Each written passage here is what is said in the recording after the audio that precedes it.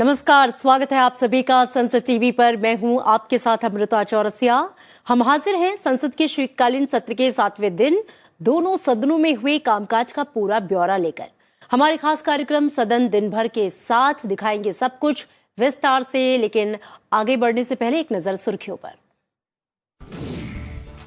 संविधान अनुसूचित जनजातियां आदेश दूसरा संशोधन विधेयक 2022 लोकसभा से पारित। जनजातीय मामलों के मंत्री अर्जुन मुंडा ने दिया चर्चा का जवाब। कहा, जनजातीय समुदाय के विकास के लिए प्रतिबद्ध सरकार। संविधान अनुसूचित जनजातियां आदेश तीसरा संशोधन विधेयक 2022 पर भी लोकसभा में हुई चर्चा। जनजातीय मामलों के मंत्री अर्जुन मुंडा ने किया विचार का प्रस्ताव। विधेयक में हिमाचल प्रदेश के हाटी समुदाय को अनुसूचित जनजाति की सूची में शामिल करने का प्रावधान। ग्लोबल वार्मिंग के दुष्प्रभावों पर राज्यसभा में सदस्यों ने एक सुर में जताई चिंता। अल्पकालिक चर्चा के दौरान कहा, इससे निपटने का दायित्व अकेले सरकार का नहीं डाला जा सकता, बल्कि समाज के हर सदस्य को निभानी पड़ेगी अपनी जिम्मेदारी। और आइए सदन दिन भर में सबसे पहले बात लोकसभा की कार्यवाही से जुड़ी खबरों के साथ।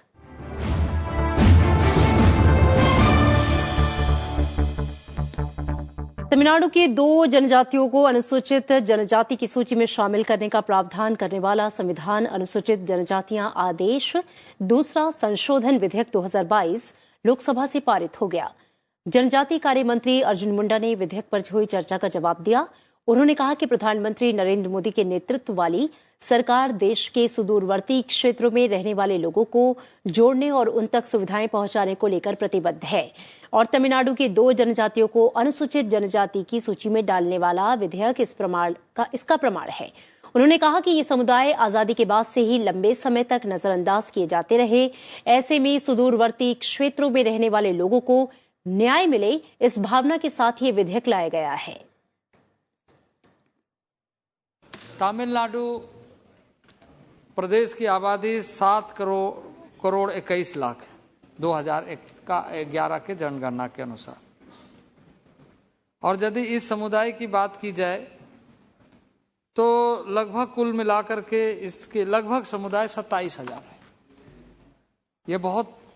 ये समुदाय संख्या अधिक नहीं है, लेकिन जो लोग रहने वाले हैं उस तक पहुंचना कितना जरूरी है, यह माननीय नरेंद्र भाई मोदी की सरकार महसूस करती है कि वैसे जगहों में सुदूरवर्ती क्षेत्रों में रहने वाले लोगों को न्याय मिले, उन्हें हम समझ सके, उनका समाधान कर सके। और आज तमिलनाडु के ऐसे आबादी जो मात्र हजारों की संख्या में है, उनको न्याय देने का काम हो रहा है। और इससे पहले विधेयक पर हुई चर्चा में दूसरे दिन भी विभिन्न दलों के सांसदों ने हिस्सा लिया। जो असली जेन्युइन आदिवासी हैं उनको इसमें इंक्लूड करना चाहिए। जो ऋषिकेश पांडा कमेटी की रिपोर्ट है, जो उन्होंने कहा है कि ये हिस्टोरिकल ओमिशन है, उसको इंक्लूड करके एक कॉम्प्रहेंसिव बिल आपको लेके आना चाहिए, जिससे कि हम जो न्याय देना चाहते हैं माननीय प्रधानमंत्री जी के नेतृत्व में, खासकर शेड्यूल ट्राइब और शेड्यूल कास्ट के लोगों को, क्योंकि द्रौपदी मुर्मू जी को राष्ट्रपति बना के हमने आदिवासियों को सम्मान दिया है। आप ही का 2 बार का रिकमेंडेशन है, एज मुख्यमंत्री आप ही ने उसको रिकमेंड करके भेजा है, उन जातियों को इंक्लूड करिए। Sir, one more last this thing I would like to submit, sir. In my constituency, there are a lot of Kurumbars, Kurumans and Kurumbars, 11 synonym names and Lambadis. In other states, they are treated as scheduled caste and scheduled tribes. But in Tamil Nadu, it is a long demand and it has been passed on to the union government from the state. I would like to be them also to be included in the list, sir. Bihar के औरंगाबाद में भी पहुंच गया। आपका काम केवल parliament में नया एक्ट ट्राइब को इंक्लूड करना नहीं है, सामग्रिक तौर से ट्राइबल को उन्नति के लिए क्या किया, ये तो मंत्री जी को सोचना चाहिए और बताना चाहिए। भारत सरकार का ट्राइबल पॉलिसी क्या है? ट्राइबल इलाका का जमीन हड़पने का जो कंप्लेन होता है, उसको बारे में क्या करते हैं? संविधान अनुसूचित जनजातियां आदेश तीसरा संशोधन विधेयक 2022 पर भी लोकसभा में चर्चा हुई। इसमें कांग्रेस, बीजेपी समेत विभिन्न दलों की सांसदों ने हिस्सा लिया। विधेयक में हिमाचल प्रदेश के हाटी समुदाय को अनुसूचित जनजाति में शामिल करने का प्रावधान है। खाली रिजर्वेशन नहीं चाहिए, मैं आपको बार बार बोल रहा हूं, आपके माध्यम से माननीय प्रधानमंत्री को बोलना चाहता हूं, हमें अधिकार चाहिए। और जो 47 सांसद यहां चुन के आए आदिवासी के लिए, उनको ही मौका दीजिए सर। हम चर्चा करते हैं, आदिवासी लोग चर्चा करते हैं इस सदन में, हम देखेंगे कि हमें क्या चाहिए, क्या इंप्रूवमेंट हो सकता है। यही सब चीज बोल के मैं अनुरोध करता हूं कि अब उड़ीसा का बिल भी मैडम जल्दी लाइएगा। एंड इसमें हम लोग बहुत वेट कर रहे हैं, बहुत देरी से वेट कर रहे हैं कि ऐसा बिल कैसे आएगा उड़ीसा का, जो डिजर्विंग है ये लोगों को कैसे आदिवासी मान्यता मिल जाएगा। इसके लिए मैं आपको अनुरोध करता हूं, इसके साथ इस बिल को मैं समर्थन करता हूं। मैं समझता हूं सभी वर्गों को इसका लाभ आने वाले समय में मिलेगा। जहां जो हाटी कम्युनिटी है उसको जनजातीय किया गया है और जो अनुसूचित जाति वर्ग के लोग हैं उनको अनुसूचित जाति वर्ग में ही रखा गया है। तो कुल मिलाकर मेरा कहने का यही तात्पर्य है कि हर वर्ग का ध्यान इस बिल में रखा गया है। मैं अपने जहां इस बिल को लाने के लिए माननीय मंत्री जी का आभार प्रकट करना चाहूंगा, वहीं जो हमारी हाटी कम्युनिटी है उसको जनजातीय जहां दर्जा मिल रहा है उसका मैं अभिनंदन करता हूं। हमारे जो ये चाय बगान के बंगाल के श्रमिक जो प्रोविडेंट फंड के लिए रो रहे हैं, सही में अगर गवर्नमेंट चाहते हैं कि हाँ इन लोगों का अच्छा होना चाहिए तो ये चीज पर ध्यान दें। और आपसे 1 मिनट बोल के यहाँ के रोड फैसिलिटीज और हेल्थ पर जो है, हेल्थ फैसिलिटीज जो हमारे दूर दराज इलाका जो है, जो ग्रामीण इलाका और जो हिली एरियाज पे, यहाँ पर जो हेल्थ फैसिलिटीज को बढ़िया प्रोवाइड करना चाहिए ताकि इन लोगों को सब चीज का सुविधा मिले। I would request you to kindly look into the matter of these long pending issues and expedite the scheduling of these left out communities to deliver social justice to them in accordance with the provisions of the Constitution of India. This shall go a long way in helping these deprived communities by giving them their much needed recognition as ST and ensure social justice. ये prime minister जी के मंत्रिमंडल द्वारा और prime minister के द्वारा दे सकते थे, मुझे लगता है उससे कहीं ज्यादा आप लोग दे रहे हैं। पर छोटी छोटी इश्यूज हैं, उनके लिए भी अगर आपने सपोर्ट किया मैडम तो बहुत ज्यादा हेल्प हमारे आदिवासी भाई बहनों को होगा। The Honorable Minister that this issue must be addressed to bring justice to those who have been left out after the merger of our state. Because Sikkim is a small state, we don't have much of population. And all the population, all the communities have a similar kind of socio-economic conditions. और लोकसभा में प्रश्नकाल के दौरान नागर विमानन मंत्री ज्योतिरादित्य सिंधिया ने बताया कि दशकों बाद जम्मू कश्मीर में अमन चैन का माहौल लौटा है और प्रधानमंत्री नरेंद्र मोदी के नेतृत्व वाली सरकार इस क्षेत्र में पर्यटन, संपर्क सहित आर्थिक विकास के लिए प्रतिबद्धता के साथ काम कर रही है। एक नया ऐतिहासिक रिकॉर्ड पर्यटकों का श्रीनगर में अब आयोजित हो चुका है। मैं इनको विश्वास दिलाना चाहता हूं कि केंद्र सरकार और नागर विमानन मंत्रालय की प्रतिबद्धता है कि श्रीनगर की एयरपोर्ट की विकास और प्रगति भी हम लोग निर्मित करने वाले हैं। 1000 करोड़ रुपए का जो वर्तमान का टर्मिनल बिल्डिंग है उसका एक्सपेंशन हम लोग कर रहे हैं ताकि आधुनिकता के साथ एक पूर्ण रूप से हमारे सारे पर्यटक और जम्मू कश्मीर के वासियों के लिए भी सुविधा और सुगम सुविधा हम लोग पूर्ण रूप से दे पाएं। जहां तक प्रश्न अवंतीपुरा का है, मैं बताना चाहता हूं कि ये एक सैटेलाइट एयरपोर्ट है और हम लोग JNK के यूनियन टेरिटरी गवर्नमेंट के साथ हम लोग चर्चा कर रहे हैं कि इसको हम लोग कैसे आगे बढ़ा पाएं।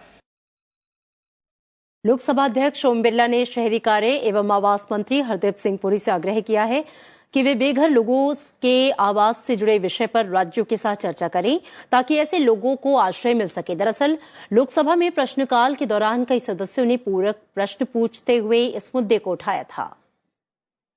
मेरा आग्रह है कि बेघर लोगों के प्रति संवेदना व्यक्त करते हुए सभी राज्य सरकारों से एक बार आप बात करें, क्योंकि है तो राज्य सरकार का विषय, क्योंकि जमीन लैंड के मालिक राज्य होते हैं, लेकिन राज्यों से बात करते हुए किस तरीके से इस देश में एक कार्य योजना बने ताकि बेघर लोगों को मकान मिल जाए। सबका उद्देश्य यही है शायद ना।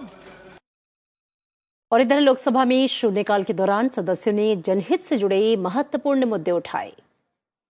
बिहार में शराबबंदी है और 2016 से हम लगातार यह उठाते रह रहे हैं कि यह पूरा पुलिस के मदद से, पुलिस के द्वारा प्रायोजित जहरीली शराब और शराब का पूरे बिहार में घर घर वितरण हो रहा है। माननीय मुख्यमंत्री जी संज्ञान नहीं लेते हैं और यह कहते हैं जो शराब पिएगा मरेगा। हमें लगता है कि यह सरकार की मंशा क्या है सर देखिए सर, अमेरिका के साथ हमारा जो ट्रेड होते हैं सर, उसमें हमारे गिरावट आते हैं, लेकिन चीनी के साथ हमारा जो ट्रेड होते हैं वो चीनी फायदेमंद होते हैं sir.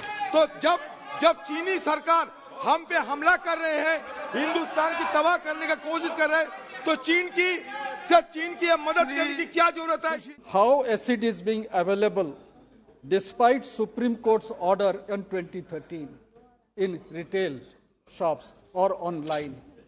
And second is why acid attack victims are not being provided money meant for them, why they have to run from pillar to post.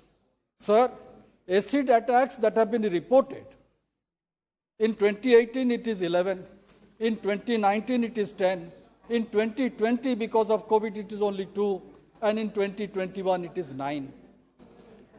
Around 36.50 lakh rupees have been connected as penalty, but it has not been distributed. ये Ahir regiment की मांग बिल्कुल जायज है और मैं सरकार से ये निवेदन करता हूं कि सेना में जल्दी से जल्दी अहिर रेजिमेंट का गठन किया जाए, क्योंकि अध्यक्ष जी मैं थोड़ी सी और बात बताना चाहता हूं। जिस दिन ये अहिर रेजिमेंट का गठन होगा, चाइना की रूह कांप जाएगी अध्यक्ष जी।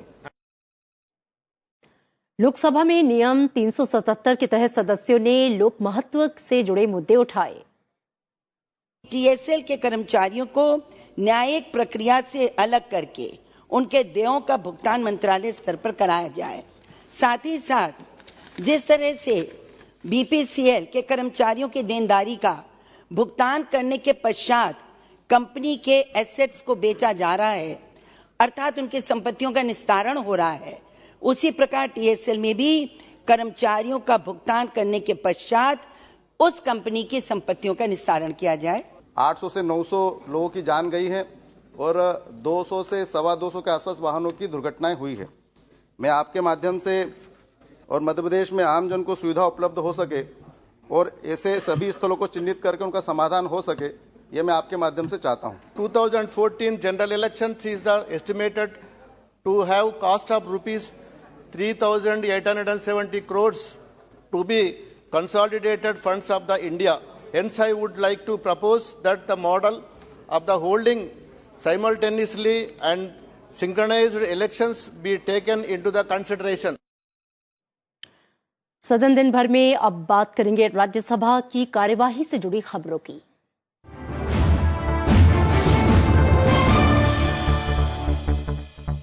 ग्लोबल वार्मिंग के गंभीर प्रभाव और इसकी समाधान के लिए उपचारात्मक कदमों की आवश्यकता विषय पर राज्यसभा में अल्पकालिक चर्चा हुई।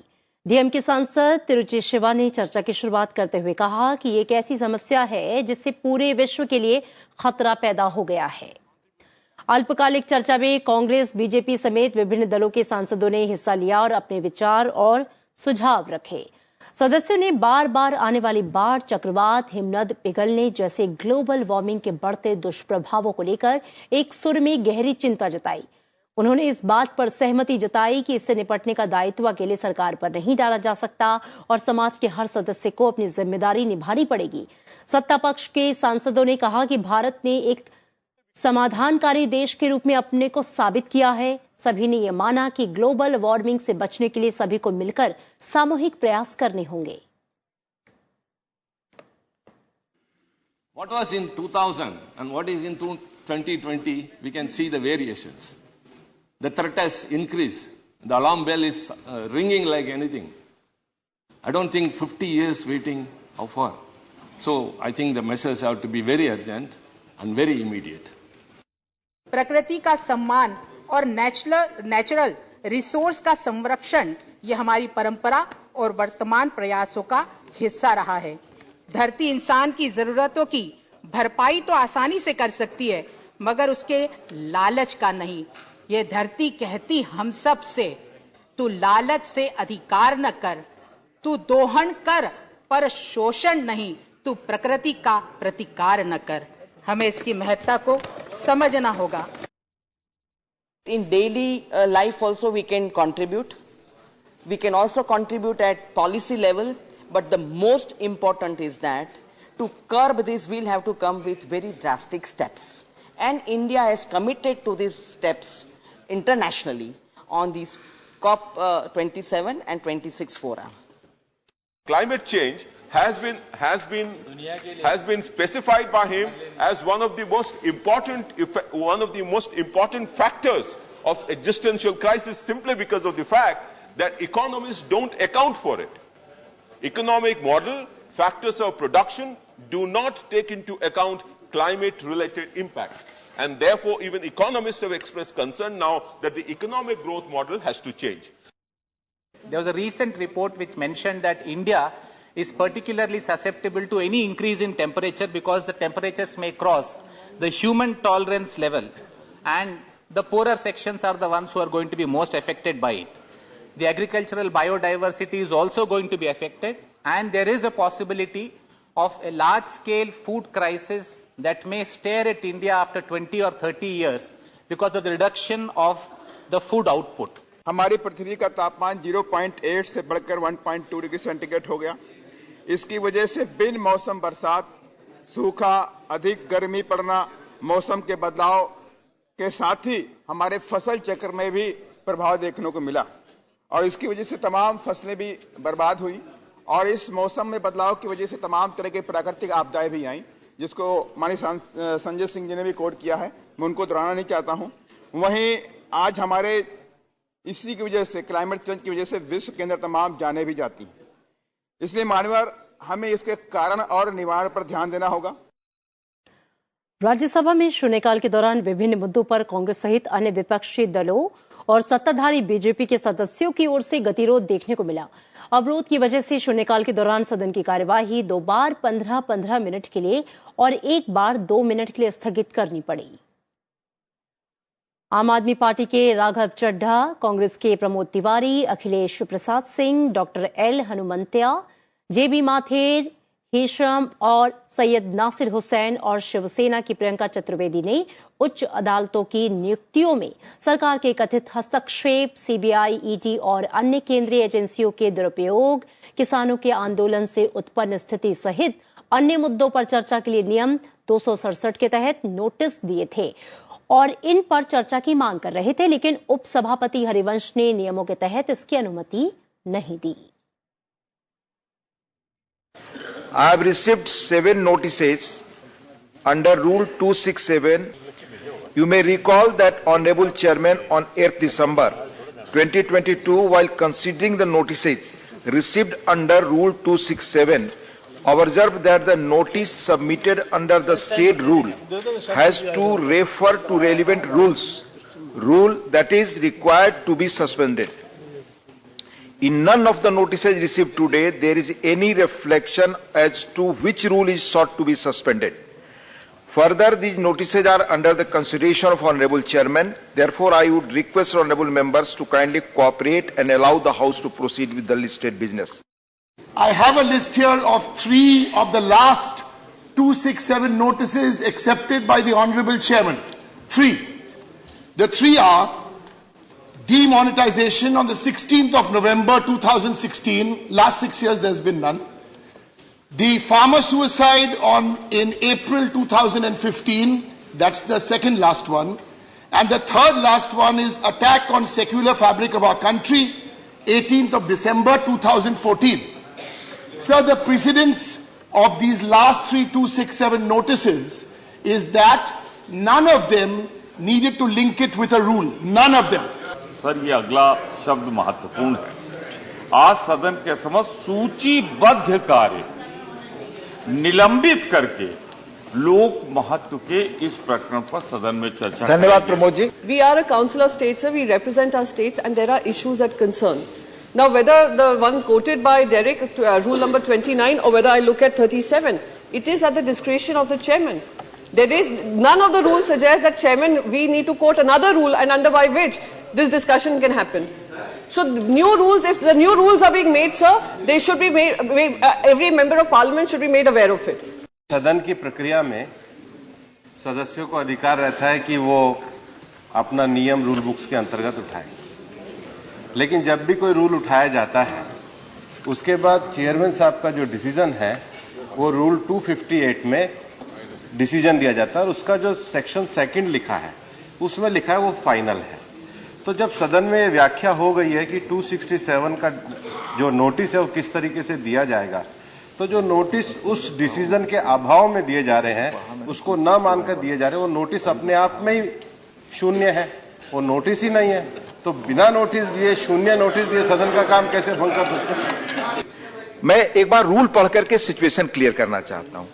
Any member may with the consent of the chairman, with the consent of the chairman.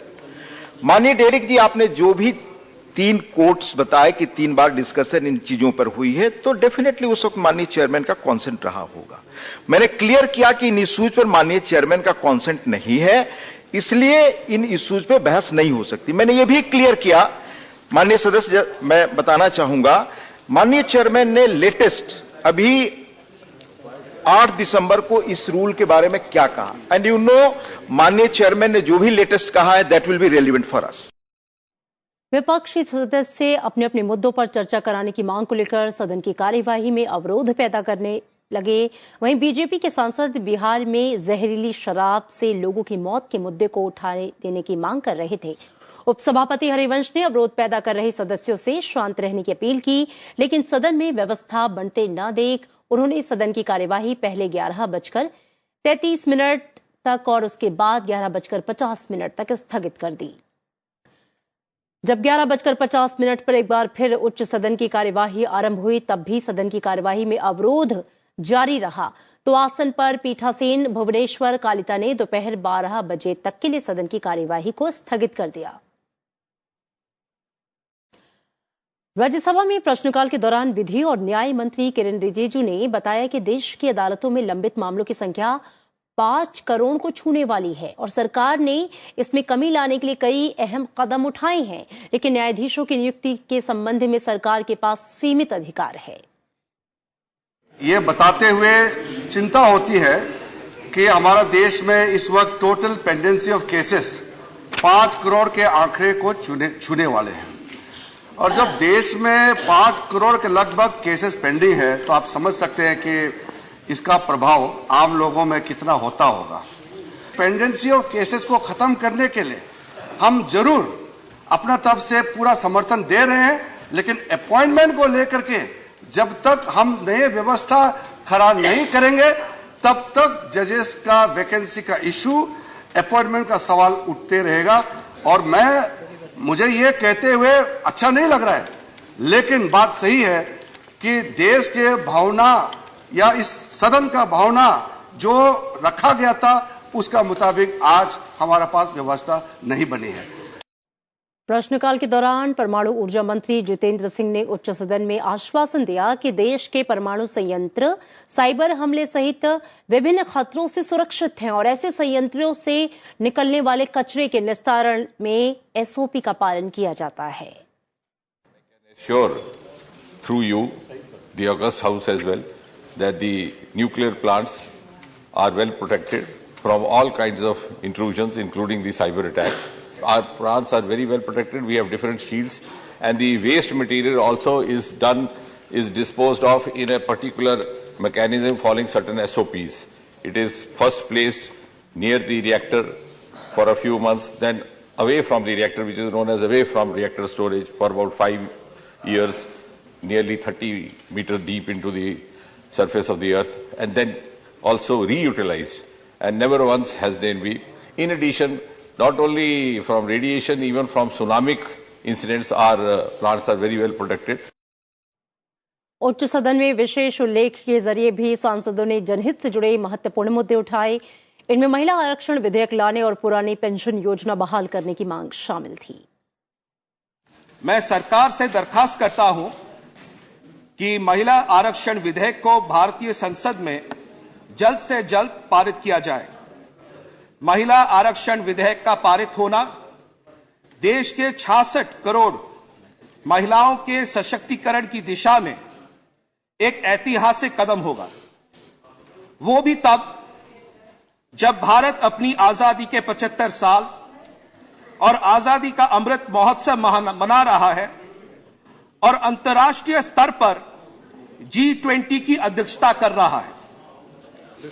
मैं अति विनम्र शब्दों में सभी से निवेदन करता हूं कि हिंदी तथा अपनी अन्य मातृभाषाओं के प्रति हीनता का भाव नहीं, श्रेष्ठता का भाव प्रकट करने की आज आवश्यकता है। मान्यवर, मैं सदन और सरकार से राजभाषा हिंदी का कड़ाई से पालन करने और देश की समस्त क्षेत्रीय मातृभाषाओं के अधिकाधिक प्रयोग करने के लिए दीर्घकालिक नीति निर्धारित करने की मांग करता हूं।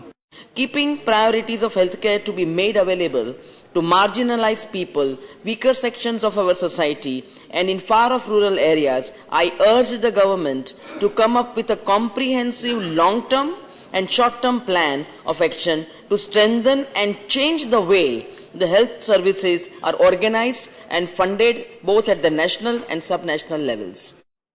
और इसी के साथ सदन दिन भर में आज के लिए बस इतना ही। मुझे दीजिए इजाजत। आप देखते रहिए संसद टीवी। नमस्कार।